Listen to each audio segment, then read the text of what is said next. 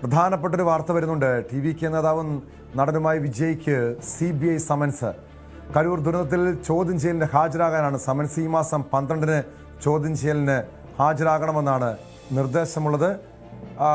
ഇക്കഴിഞ്ഞ സെപ്റ്റംബർ 27-നാണ് വിജയുടെ റാലിക്കിടെ വൻ ദുരന്തമുണ്ടാകുന്നതും തിക്കിലും തിരക്കിലും പെട്ട് 40-ലധികം ടി.വി.കെയുടെ പ്രവർത്തകർ മരിക്കുകയും ചെയ്തത്. നിരവധി ആളുകൾക്ക് 100-ലധികം പേർക്ക് പരിക്കേറ്റിരുന്നു.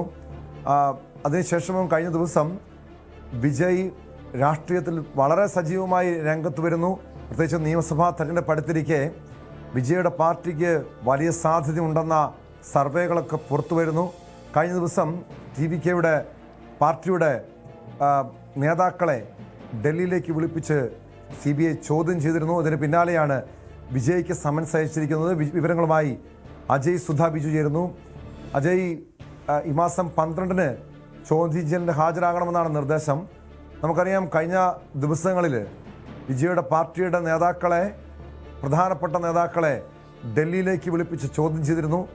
തമിഴ്നാട്ടിൽ CBIക്ക് ഓഫീസ് ഉണ്ടായിട്ടും ഡൽഹിയിലേക്ക് വിളിച്ചു വരുത്തി ചോദ്യം ചെയ്തതിൽ മറ്റ് രാഷ്ട്രീയ നീക്കങ്ങളുണ്ടെന്ന വിമർശനം നിലനിൽക്കുന്നുണ്ട്.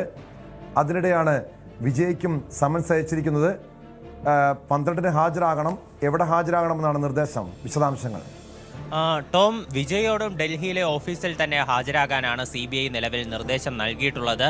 നമുക്കറിയാം, ഈ കരൂർ ദുരന്തവുമായി ബന്ധപ്പെട്ട് ഇതുവരെ ഈ അന്വേഷണം നടത്തുന്ന മൂന്നാമത്തെ ഒരു സംഘമാണ് CBI എന്ന് പറയുന്നത്.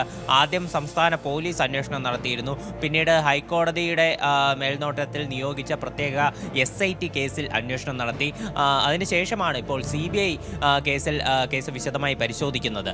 എന്നാൽ ആദ്യഘട്ടത്തിൽ 2 അന്വേഷണ ഏജൻസികൾ, ഇപ്പോൾ പോലീസ് ആണെങ്കിലും അതുപോലെ തന്നെ SIT ആണെങ്കിലും മറ്റ് ടി.വി.കെയുടെ പല നേതാക്കളെയും ചോദ്യം ചെയ്യുകയും ഇവരെ പലരെയും അറസ്റ്റ് ചെയ്യണമെന്നാവശ്യപ്പെട്ടുകൊണ്ട് ഉത്തരവ് പുറപ്പെടുവിക്കുകയും ഉൾപ്പെടെ ചെയ്തിരുന്നു. എന്നാൽ വിജയെ മാത്രം ഇതുവരെ ചോദ്യം ചെയ്യാനോ അതുപോലെ തന്നെ അന്വേഷണ സംഘത്തിന് മുന്നിൽ ഹാജരാകാനോ ആവശ്യപ്പെട്ടുകൊണ്ട് ഒരു ഉത്തരവ് ഇറക്കിയിരുന്നില്ല.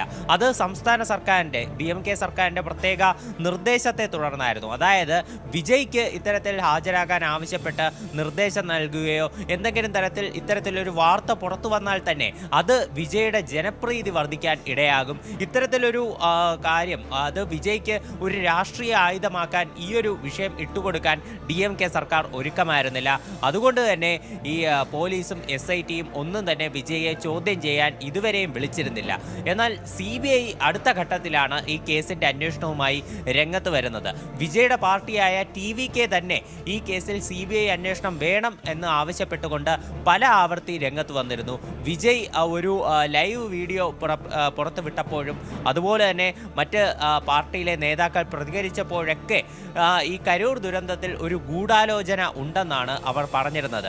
ഈ ഗൂഢാലോചന സിദ്ധാന്തം അവർ ആദ്യം മുതൽ തന്നെ പറഞ്ഞു വരുന്ന ഒരു കാര്യമാണ്. അതായത് ഈ പരിപാടി നടക്കുന്ന വേദിയിലേക്ക് ചിലർ പ്രശ്നങ്ങൾ ഉണ്ടാക്കാൻ വേണ്ടി മാത്രം കടന്നു വരുന്നു. ചിലർ വിജയുടെ വാഹനത്തിന് നേരെ കല്ലെറിയുന്നു, പ്രവർത്തകരെ ആക്രമിക്കുന്നു. അതുപോലെ പോലീസ് വേണ്ട സുരക്ഷാ സംവിധാനങ്ങൾ ഒരുക്കിയിരുന്നില്ല. ഇത്തരത്തിൽ പല കാര്യങ്ങൾ. അതുപോലെ ഈ മേഖലയിൽ കറണ്ട് കട്ട്, വൈദ്യുതി കട്ട് ചെയ്തു ഈ സമയത്ത്. ഇത് പ്രശ്നങ്ങൾ ഗുരുതരമാക്കി തുടങ്ങി പല വാദങ്ങൾ TV.K മുന്നോട്ട് വെച്ചിരുന്നു. ഇത്തരത്തിൽ TV.K പിന്തുണയ്ക്കുന്ന ഒരു നിലപാടാണ് BJP ആ സമയത്ത് സ്വീകരിച്ചിരുന്നത് എന്നത് ശ്രദ്ധേയമാണ്. കാര്യം TV.K ആദ്യം മുതൽ തന്നെ തങ്ങളുടെ ഒരു ആശയപരമായ എതിരാളിയായി BJPയെ പ്രഖ്യാപിച്ചിരുന്നു. BJPക്കെതിരെയും വിജയ് പല വേദികളിലും വിമർശനങ്ങൾ ഉന്നയിച്ചിരുന്നു. എന്നാൽ ഈ സംസ്ഥാന സർക്കാരിനെതിരെയുള്ള നീക്കങ്ങൾ വിജയ് സജീവമാക്കി മുന്നോട്ട് വന്ന ആ സാഹചര്യത്തിൽ ഈ കരൂർ ദുരന്തം വിജയ്ക്കൊപ്പം നിന്ന് സംസ്ഥാന സർക്കാരിനെതിരെ ഒരു ആയുധമാക്കാനാണ് BJP അന്ന് മുതൽ തന്നെ ശ്രദ്ധിച്ചത്. അതിനുശേഷമാണ് ഈ CBI അന്വേഷണം, ഈ കേസിൽ CBI അന്വേഷണം പ്രഖ്യാപിച്ചത്. അതിനുശേഷം പോലീസിൻ്റെ കയ്യിൽ നിന്നും SITയുടെ കയ്യിൽ നിന്നും ഉണ്ടായിരുന്ന എല്ലാ രേഖകളും CBI അവരുടെ പക്കലേക്ക് തിരിച്ചു വാങ്ങുന്നു. അതിനുശേഷം വിജയുടെ വാഹനത്തിലെ CCTV ദൃശ്യങ്ങൾ CBI പരിശോധിക്കുന്നു. തുടർന്ന് ഈ പോസ്റ്റ്മോർട്ടം നടപടികൾ നിർവഹിച്ച ഡോക്ടർമാർ, ആദ്യം കേസ് അന്വേഷിച്ച പോലീസ് ഉദ്യോഗസ്ഥർ, അതുപോലെ ഈ കൊല്ലപ്പെട്ട ആളുകളുടെ മറ്റ് കുടുംബാംഗങ്ങൾ, ഈ പരിപാടിയുടെ ദൃക്സാക്ഷികളായിരുന്ന മറ്റ് ആളുകൾ, നേതാക്കൾ, അതുപോലെ തന്നെ എല്ലാവരെയും ഈ കേസുമായി ബന്ധപ്പെട്ട എല്ലാവരെയും ചോദ്യം ചെയ്യുന്ന നടപടിയിലേക്ക് CBI കടന്നു. TVKയുടെ നേതാക്കളുടെ കാര്യം നോക്കുകയാണെങ്കിൽ TVK ജനറൽ സെക്രട്ടറി ആയിട്ടുള്ള ബുസിയ ആനന്ദിനെയും ജോയിന്റ് സെക്രട്ടറി ആയിട്ടുള്ള നിർമ്മൽ കുമാർ, അതുപോലെ തന്നെ ഈ കരൂർ വെസ്റ്റ് ജില്ലാ സെക്രട്ടറി ആയിട്ടുള്ള മതിയഴകൻ, ഇവരെ എല്ലാവരെയും CBI ഇതിന് മുൻപേ തന്നെ ചോദ്യം ചെയ്യലിന് വിളിച്ചിരുന്നു. ഇപ്പോഴാണ് വിജയിയെയും ചോദ്യം ചെയ്യാനായിട്ടുള്ള ഒരു നടപടിയിലേക്ക് CBI കടക്കുന്നത്. ഡൽഹിയിലെ ഓഫീസിൽ ഹാജരാകാനാണ് വിജയ്ക്ക് നിലവിൽ നിർദ്ദേശം നൽകിയിട്ടുള്ളത്. ഈ മാസം 12-ാം തീയതി ചോദ്യം ചെയ്യലിന് എത്തണമെന്നാണ് നിർദ്ദേശം.